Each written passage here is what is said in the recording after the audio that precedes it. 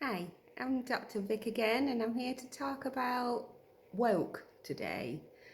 And it's been a really challenging topic to cover.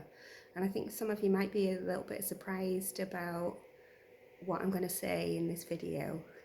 But let's dive in. So, language is a mirror. It reflects what we value, what we fear, and what we refuse to see. And over the last few decades, a new moral vocabulary emerged. Terms like awareness, conscious, progressive, and woke. These words were born from social justice activism, communities seeking equality, visibility, and justice, all great things. They named lived experiences and demanded recognition. And this gets where the term woke becomes particularly difficult to discuss. So it's become an insult in society, particularly weaponized by the far right, to diminish particular aspects and concerns that we have in society. And when we think about it properly, it's difficult to understand why a word full of humanity like that and engineered towards social justice activism has become used in such a negative way and in negative rhetoric. This requires me, as a social theorist, to reflect on myself when I'm thinking about this term woke, and probably more than I'd really like. And that's why some of my conclusions here might be a little bit jarring and probably a little bit of a surprise to some. So I've always been an advocate of what might be termed woke values and ethics and the politics behind the term. But this is because I'm probably aligning myself with a particular community. I'm defining my place in society, formally and publicly placing myself with people that think like me. And can I really say that I've been a victim or I am an activist? Apart from perhaps now with my writing and these videos, I've basically been a performer of a woke lefty. I haven't been on any protest marches. I recycle because everybody does it and society tells me to. They give me the bins to do it. Although I do have certain kind of green leanings. I eat meat despite knowing the moral arguments against it. I'm a performer of what are really positive politics, but I'm not truly living them. If we understand that woke politics are a facet of performance identity, then it's easier to see how it can be weaponized and also the target insult for opposing groups or tribes. If we take the hashtag Black Lives Matter campaign a few years ago, it was a simple online post that became a global conversation about harassment and power. Words that once described personal experience now shaped public debate. But here's the thing, once moral language spreads, it changes. We lose the nuance. There's no longer grey areas, there's black and white, and everything completely collapses into labels. If we think about the number of people that posted a black profile picture for that movement and how many are probably now aligning themselves with anti-immigration propaganda and politics, there's a mismatch there. So what I'm suggesting here is that it was a performance, it was a performative demonstration that everybody was doing, so I better do it as well, rather than necessarily being a genuine desire to tackle racial inequality.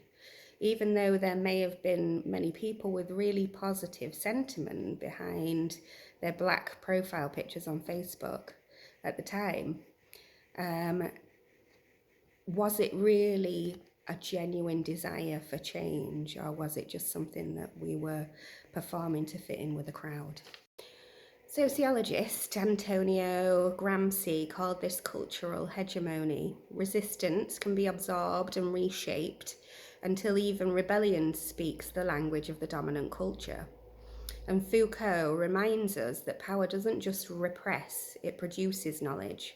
Every label adopted creates boundaries, who's in and who's out.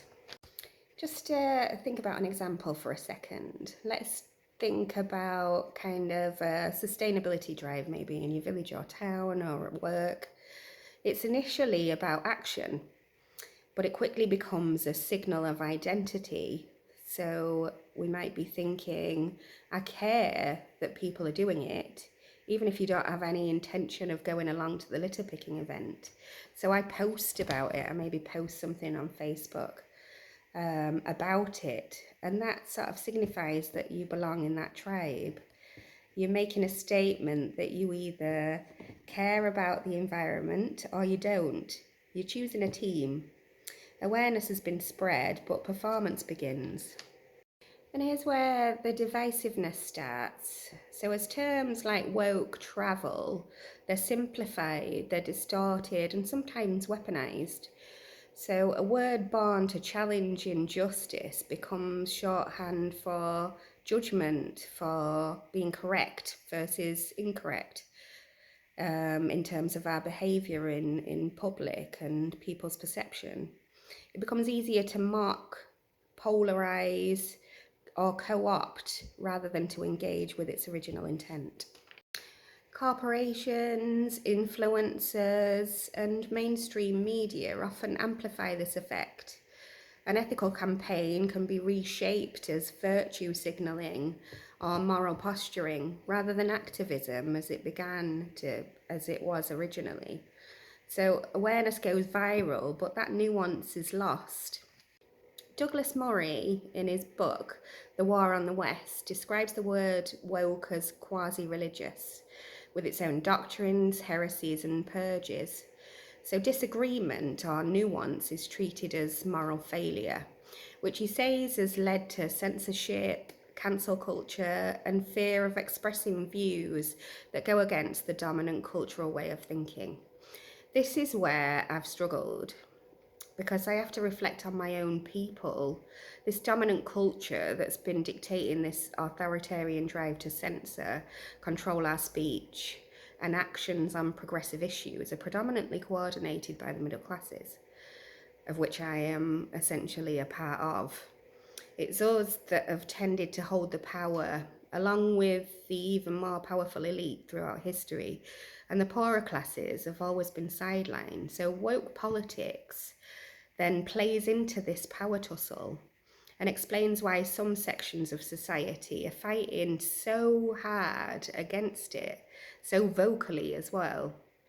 Something that began with such pure and positive intentions has been twisted and contorted into something that perhaps demonstrates the middle class power over the poor and poorly educated, essentially. And I know this is hard to hear, and so hard perhaps that this woke agenda has been corrupted and mechanised. It's been mechanised to uphold the power of the middle classes against the working classes. So I do need to emphasise here that being woke isn't wrong at all. Social justice and caring for others is absolutely vital in a normally functioning society. But I'm just asking us to reflect on whether we are actually doing something. Are we activists? Or are we just performatively marginalising the lower classes when we use this kind of terminology and woke agendas? Are we supporting this woke agenda to belong to a tribe and ultimately demonstrate superiority over the poor? Well, it would definitely be a term that I align with, but it has to be more nuanced than black and white, more thoughtful than authoritarian. So, for example, I wholly believe that everyone has the right to live equitably and free from abuse and harm, but this comes with the caveat that it shouldn't come at the expense of other marginalised groups. So having good moral values is not something to be ashamed of, but it should be done with a human heart and not as a tool to victimise, demonise or exclude. It should be a way of living, not performing, and to fit in with certain groups. So the hardest thing is to reflect on ourselves, and what is even harder is to love and appreciate people with views that oppose our own. So it's difficult to truly understand a person's perspective and where this comes from, why culture dictates certain alignments with particular narratives. It's really hard. It's a hard thing to do. But the key thing here is that kindness and love, especially to those that are different to us, is the key to real change. Not lecturing, not anger because people think differently, but true acceptance that we are all manipulated to think in certain ways, depending on the power systems that pull our strings and the cultures that drive symbols and politics of belonging. We need to show a willingness to understand ourselves and others better. So I want you to just ask yourself, when you see a trending moral term, what does it really signal? Does it signal change or belonging? Or is it just a label, a brand, or a performance? Awareness is a tool, not a trophy. So without reflection, it can divide us instead of uniting us. So just in conclusion there, I just want to make a final note and really emphasize that I'm not anti-woke. I absolutely support the agenda that everybody has the right to live how they want to live, be who they want to be. What I'm suggesting is that this has been co-opted and entangled with a kind of power politics that means that we have a power over predominantly the poor working class majority here, with our control over words and rhetoric, and also that comes along with that the laws that are associated with this kind of woke agenda.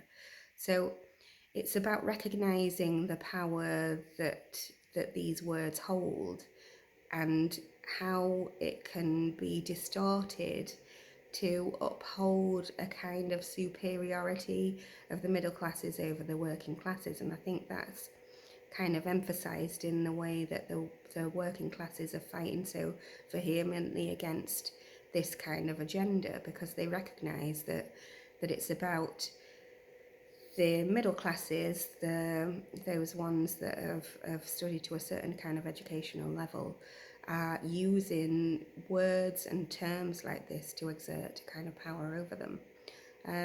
So it's about recognising that, but also to re-emphasise that there is absolutely nothing wrong with people determining their own rights to live how they want to live. It's just about addressing the way that these terms are used in society that creates this kind of polarized politics. It shouldn't be about I'm on one side and you're on the other. It has to be more about a kind of nuanced human approach, and it has to be for the benefit of everybody, and avoid this kind of exclusion of certain groups. So we're all in this we're all in this together, and we need to remember that. Okay, I'll see you guys next time.